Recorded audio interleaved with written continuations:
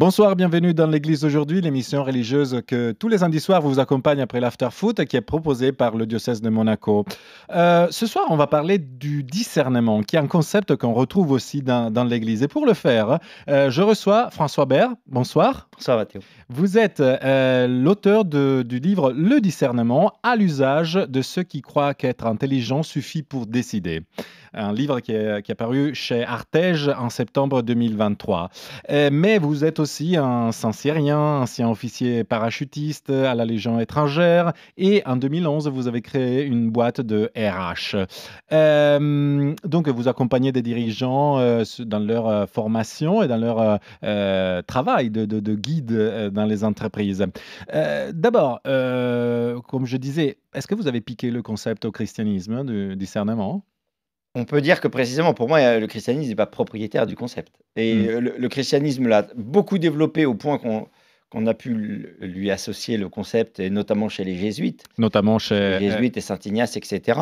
Et Dieu sait que Saint Ignace a fait du bon travail là-dessus. Mais mon ambition est précisément, si j'ose dire, de rendre le discernement à tout le monde, parce que c'est bien un concept très humain, très naturel, et qui ne doit pas se faire que dans un cadre spirituel. Mais vous écrivez que, effectivement, d'une façon très concrète, non seulement spirituelle, le savoir ne suffit pas et qu'il faut réinvestir le temps présent. D'ailleurs, vous faites aussi des exemples comme celui de la communauté des Saint-Jean et d'autres communautés nouvelles de l'Église catholique qui ont été, comment dire, frappées par des scandales, par des abus sur des personnes faibles. Et là, vous dites, bah, effectivement, ces gens planaient un petit peu dans l'espace, dans la stratosphère.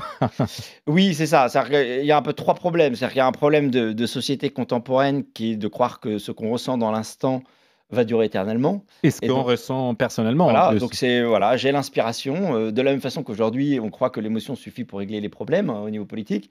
De la même façon, il y a pu y avoir toute une poussée, charismatique de dire: «J'ai le charisme donc ça va suivre naturellement» et qu'importe si, le charisme, s'effondre et cetera. Donc il y a un problème, global là-dessus. Ensuite, il y a un problème de casting. C'est-à-dire que souvent, les gens qui ont professé ce genre de pensée étaient soit des experts qui considéraient que leur pensée instantanée durerait, soit des gens très dans l'émotion. Là où un chef est quelqu'un qui rentre dans un espace-temps qui est beaucoup, beaucoup plus grand. Et donc, à partir de là, il va faire de la décision quelque chose de plus compliqué. Et puis enfin, il y a le rapport général au temps à prendre en compte aussi dans la manière de gérer les décisions et notamment d'axer son action. C'est là que pour moi, le côté spirituel va se mettre dedans, si j'ose dire, quand au lieu d'écouter d'abord les signes des temps, on parle de réinvestir du temps présent, au lieu d'écouter d'abord les signes des temps et de prendre des décisions au fil de l'eau par rapport à ça, il va mettre un principe absolu de je dois devenir saint. Et du coup, bah, je fais tout par raisonnement par rapport à ça, sans se rendre compte qu'il y a parfois des décisions relatives à prendre, surtout quand on a charge d'âme. Mais justement, est-ce que, compte tenu du fait que le christianisme est une religion incarnée, Oui. par définition, parce que le verbe se fait chair, donc voilà, à partir de cela. Est-ce qu'on oublie un peu justement cette incarnation ou bien on la met finalement, comment dire, elle revient un peu comme si elle était refoulée et après elle provoque des dégâts? Ben là aussi, moi je pense qu'il y a 2 choses. C'est qu'il y a d'une part le fait que, on a fait tellement, de l'Église une espèce de combat, pour dire: «Il faut qu'elle survive», donc on en fait un combat très verbal. On parle beaucoup d'incarnation, mais on la vit pas beaucoup. Là où, moi c'est un élément que je développe en parlant de mes 3 moteurs de personnalité. Je dis qu'on est tous prêtres, prophètes et rois, mais il y a bien des prêtres, des prophètes et des rois. C'est-à-dire qu'il y a bien des professionnels de la relation, des professionnels de l'expertise, du contenu et des professionnels de la décision. Et si je résume, ça s'appelle une trinité professionnelle. Si je ramène ça à la Trinité, il y a bien les idées éternelles du Père, il y a bien le lien continu de l'Esprit Saint, mais il y a un gars qui s'appelle Jésus qui a créé l'ici et maintenant. Le Fils, c'est celui qui prend la mesure de l'ici et maintenant et dit: «Je ne vais pas vous laisser des pensées définitives, je vais vous laisser précisément la capacité à décider dans le temps, l'ici et maintenant». Vous êtes en train de me dire que Jésus était un manager?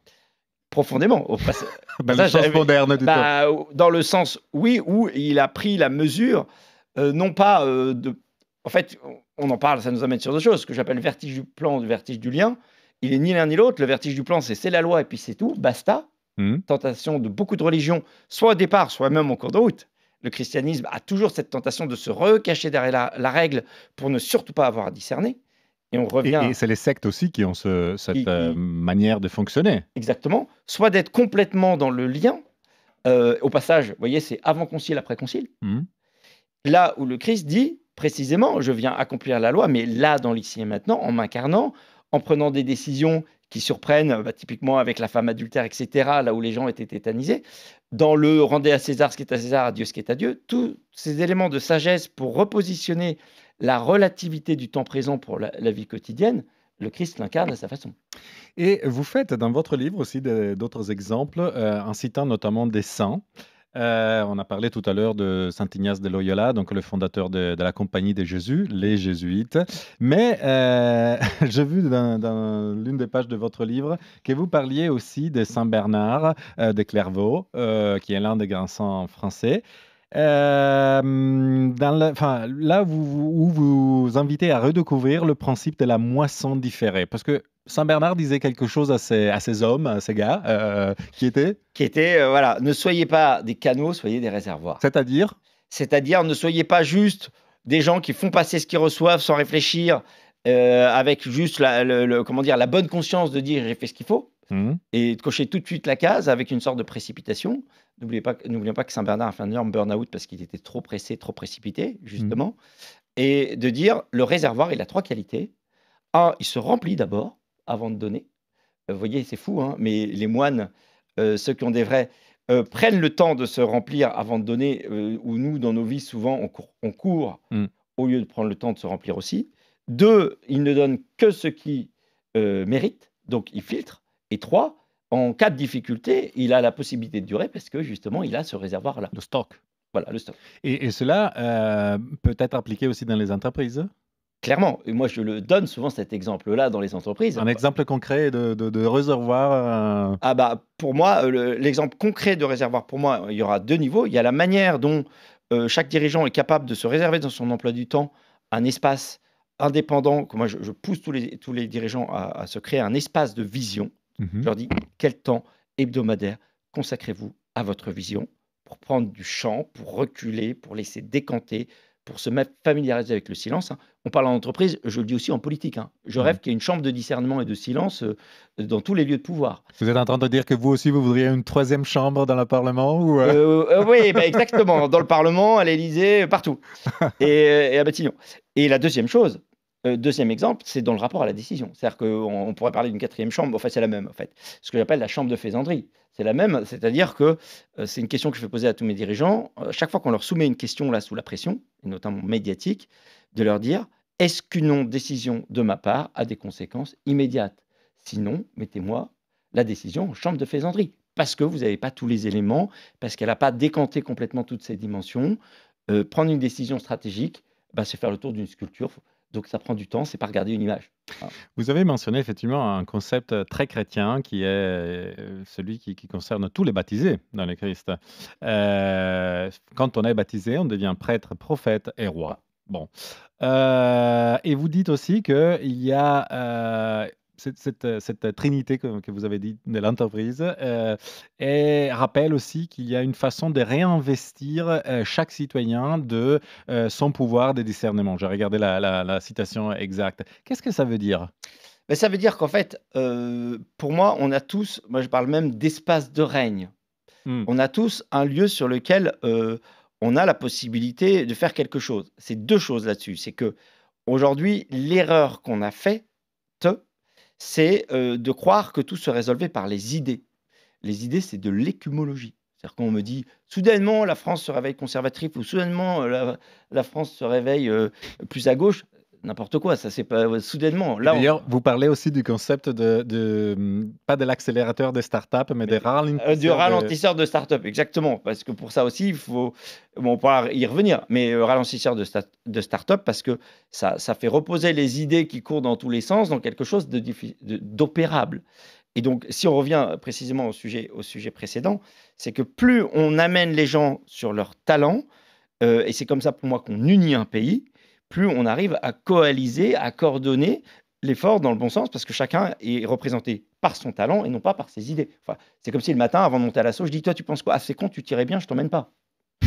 Oui. Par contre, toi, tu tires comme une quiche, mais tu penses bien». C'est un non-sens. Mais cela dit, on n'est pas loin de ça dans pas mal de lieux de pouvoir en France ou dans certaines mairies où juste la majorité est concernée par le travail, alors qu'il y a des gens qui ont du talent à côté qui pourraient être mobilisés.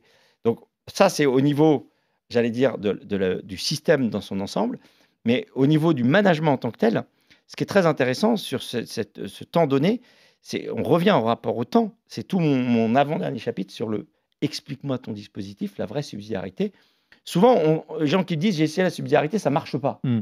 Je dis bah alors c'est quoi pour vous la subsidiarité? Il me dit bah je laisse faire et je viens contrôler. Je dis en fait tu subis 2 fois, tu n'es jamais chef. Mmh. Un chef, il va bien dire explique-moi ton dispositif, c'est-à-dire voilà ce que je veux que tu produises à la fin, mais comme c'est ton terrain, c'est toi qui vas m'expliquer comment tu veux t'y prendre, hein. Il faut que celui qui tienne le marteau soit aussi celui qui tienne le clou. Est-ce On que ne tape pas cela pareil. développe aussi la créativité? Bien sûr. C'est-à-dire que je vous donne un exemple basique du quotidien. Si je vous dis, je vous donne 4 rangées dans mon potager, je viens contrôler tous les 3 jours si les courgettes et les tomates ont bien poussé, je vous inhibe structurellement. Je fais de vous, voilà, ce qu'on sait très bien faire en France avec les normes, des gens qui subissent les normes et qui du coup les esquivent au maximum ou se soumettent mais sont absolument fades et sans intérêt. Si je vous dis, je veux que tu me produises tout ça à la fin de l'envoi, tu vas m'expliquer, mais prends le temps, parce que c'est un travail, il y a une exigence là-dessus. Prends le temps de t'y mettre. Tu vas m'expliquer comment tu vas t'y prendre. Non seulement je développe, exactement comme vous dites, la créativité, mais j'amène la personne à s'investir et à voir des choses que j'aurais pas vues. Et vous voyez, en France, on est tellement assommé par les normes, tout est tellement fait d'en haut que tout le monde est inhibé. Je vous prends l'exemple du Covid. Si au niveau présidentiel, on explique comment aérer la chambre et où il faut mettre la grand-mère pendant le repas de Noël, à quel moment les échelons subordonnés ont un espace d'initiative? On ferait l'inverse en disant c'est vous qui savez, c'est vous. Par contre, vous allez m'expliquer, voilà ce que je veux produire, expliquez-moi chacun à votre niveau ce que vous faites.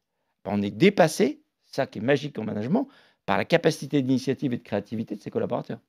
Je reviens un peu à une autre idée de fond de votre livre et malheureusement notre temps à disposition, va bientôt terminer. Faudra que je revienne. Absolument. Vous mentionnez aussi la fameuse doctrine sociale de Oui. l'Église. Déjà, qu'est-ce que c'est et pourquoi elle peut s'appliquer aussi dans le management?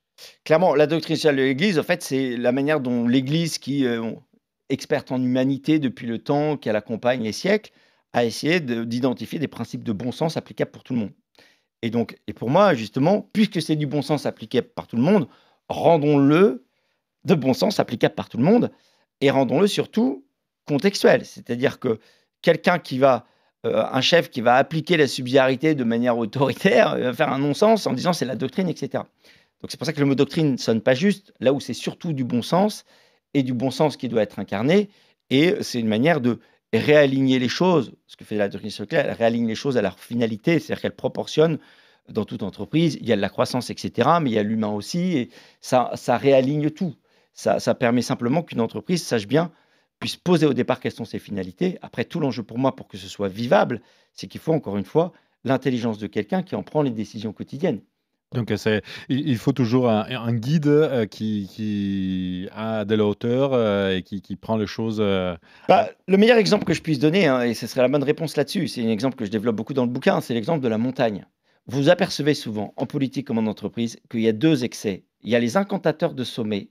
Il y a beaucoup de gens aujourd'hui qui vous disent les vérités éternelles ou qui font des analyses définitives de ce qui ne va pas dans la société ou ce que serait la société parfaite, hein. Ce sont souvent un peu des sponsors de radio suicide parce qu'honnêtement, on les écoute, on dit tout est foutu, ou alors ce sont des doux rêveurs. Ouais. Et à l'opposé, je vais être un peu taquin, il y a En Marche. Mmh. En Marche, on y va, mais on ne sait pas où. Mmh. Intéressant comme concept. C'est juste célébrer un collectif sans direction.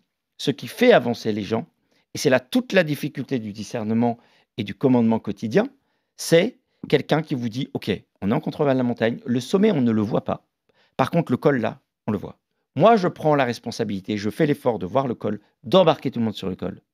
Chaque col est une redéfinition de paysage. Une fois que je suis au col, je redéploie des possibilités nouvelles et je réembarque les gens à hauteur d'homme et à vue du terrain. Cela nous amène aussi à avoir la nécessité de garder un peu d'énergie parce que s'il y a toujours de nouveaux cols à franchir, il faut. Ben, vous croyez pas si bien dire. C'est-à-dire que beaucoup de gens vous disent qu'un chef, c'est quelqu'un qui doit être exemplaire. Moi, je dis, quelle exemplarité? Louis XVI était exemplaire. Le problème, c'est qu'il était en tout sauf dans la décision, ce qui nous a coûté très très cher.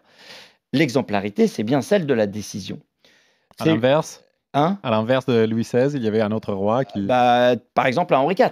Et vous voyez très bien comment, si on revient à un sujet initial, dans l'Église, il y a beaucoup de gens qui sont des Louis XVI en liberté. C'est-à-dire qu'ils sont exemplaires en vie privée, mais ils sont des quiches en décision. Et Mmh. donc, ils laissent passer des choses gravissime. Vous voyez? Et donc, et si on reprend par rapport à ça, par rapport justement, à la décision d'un Louis XVI de la mauvaise exemplarité, tout l'enjeu, c'est précisément, de prendre le temps de cultiver cette décision pour qu'elle puisse produire les meilleurs bienfaits parce que ça c'est rattaché au quotidien. Merci beaucoup François Bert. Je rappelle que vous êtes, l'auteur du livre Le discernement à l'usage de ceux qui croient qu'être intelligent suffit pour décider, paru chez Artege.